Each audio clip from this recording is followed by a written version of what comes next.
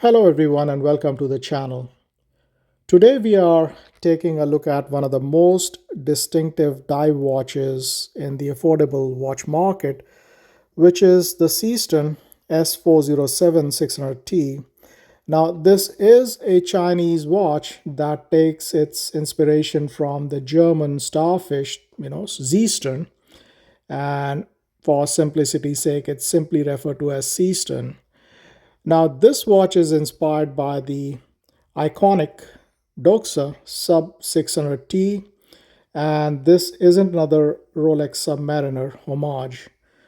Instead, the Seaston has recreated one of the most unique dive watch designs ever made, bringing that vintage tool watch aesthetics and modern specifications together at a surprisingly affordable price. So the question is this one of the best value dive watches you can buy today? And one thing that I'd like to add is the box. It was a very, very impressive box, to get this watch in. Now, looking at the specification, it does feature a 40 stainless steel case, approximately 48 lug to lug, around 13.5 thickness, 20 lug width, which is really good. So you can have a lot of variety or standard, aftermarket straps to go with it.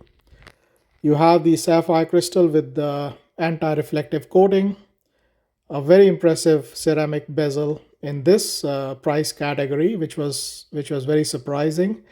A screw down crown, a 200 meters of water resistance, and a impressive Seiko NH35 automatic movement with the very uh, quality loomed date wheel, which I'll discuss later.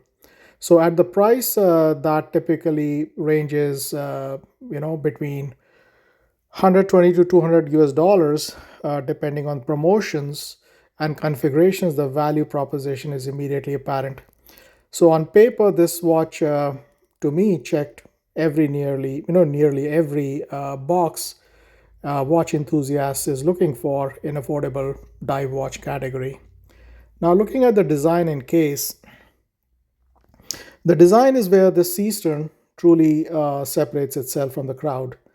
Now, most affordable dive watches tend to follow the same formula. You throw in a Submariner homage, or you pick some ideas from a GMT homage, but the S407 takes a completely different path.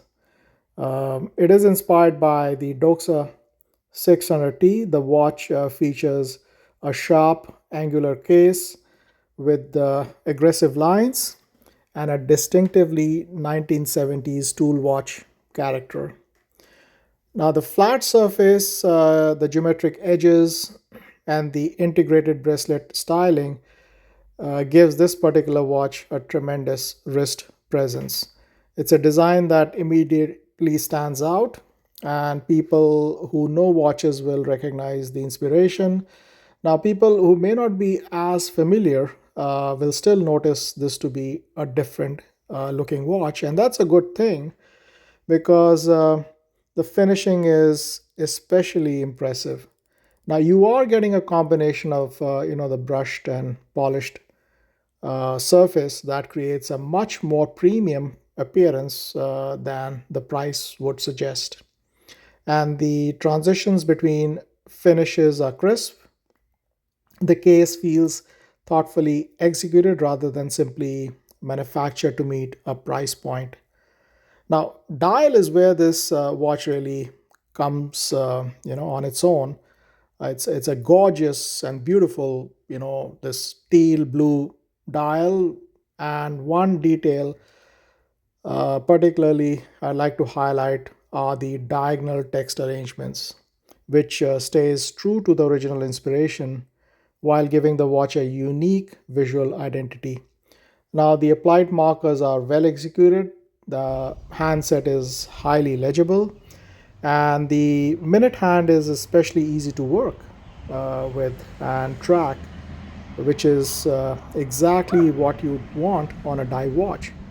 And another nice touch is the loomed date wheel. Now, these are the small details that many manufacturers ignore, but it contributes significantly to the overall experience and shows attention to detail on this particular watch. Now, the dial manages to feel both vintage and modern at the same time. Now, looking at the uh, bezel, you have an excellent, uh, you know, bezel which uh, feels firm and positive. There's very little play.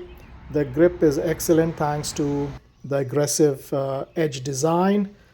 uh, you you do not slip on as you're moving the bezel because of this uniquely those grooves around the bezel, which keeps your movement of the bezel very very uh, aggressive and without any slippage. So the ceramic insert looks sharp and premium with crisp markings and excellent contrast. Functionally, it's everything you'd want from a dive, watch bezel. Now, coming to the crystal covering the dial is a sapphire crystal with anti-reflective coating and is excellent in most light conditions. Now, I spoken about the lume performance, which I found to be very impressive. Now, let's talk about one of the most impressive part of this watch, which is the lume. And the Seestern hasn't cheaped out. Honestly, the lume on Seestern 407 is outstanding. Just a short exposure to sunlight or bright indoor lighting, the watch glows with an incredible, vibrant blue color that immediately grabs your attention. And the initial brightness is impressive, but what really impressed me is how long it lasts.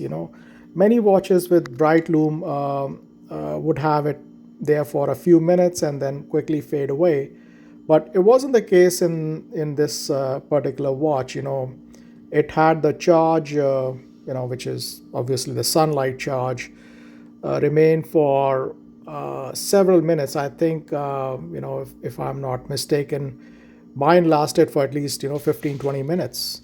And even in the middle of the night or the dark areas, after the exposure to light, it works, or you can have it perfectly legible, which is quite distinct part of the watch.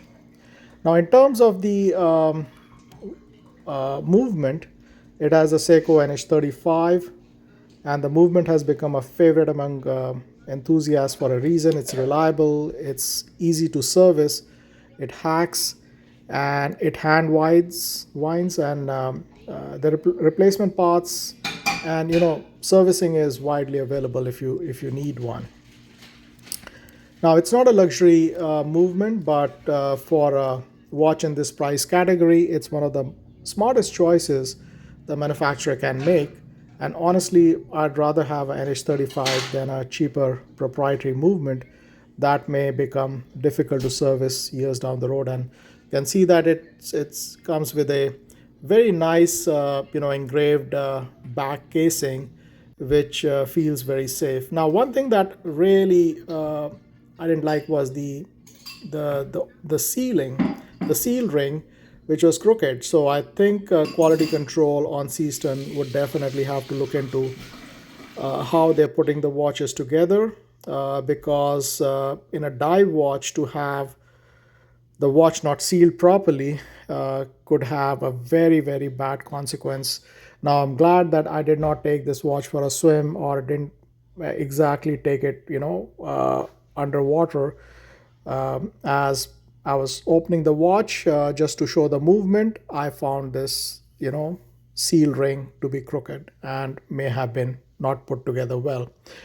Now, as you can see, the loom performance is excellent. This is after maybe 15-20 minutes. I came inside. It's still bright and nice. Now, in terms of the on wrist experience, it is very comfortable. Now, the 40 diameter is very versatile. The lug to lug measurement keeps it manageable for most wrists. The case sits relatively flat despite its substantial appearance, Now, for reference, I think the watch would comfortably fit wrists from about 6.5 inches and up. I had to take a couple of links off to make it, wearable for me. I tend to take a little bit of wear on the loose side, not very tight. And here I am trying to set the time, just test out the hack feature, and then also check out, the setting of the time and the date, and it worked flawlessly. The winding was great, very, very smooth, and it truly is reflective of a great value that Seestern has put together in this watch. Now, in terms of the bracelet and clasp, I think there's a very, very pleasant surprise. It fits and finishes really well with the watch. The bracelet tapers well and contributes to the integrated appearance of the watch.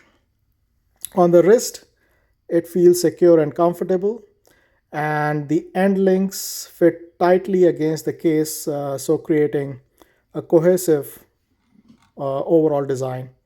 Now, if I had one criticism, it would be the clasp. The clasp isn't bad, but it's functional and it gets the job done.